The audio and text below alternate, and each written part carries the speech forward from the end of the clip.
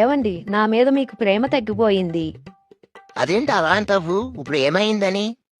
నిన్న నేను పడిపోతే అసలు ఎలా ఉందని కూడా అడగలేదు మీరు.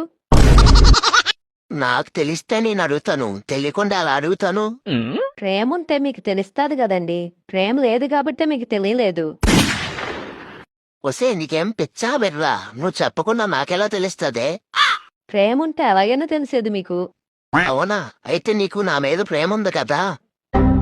ఆ పొద్దున నేను రన్నింగ్ వెళ్ళినప్పుడు నేను ఎన్నిసార్లు కింద పడ్డానో చెప్పు. ఒక 2 సార్లు పడిపోయారు.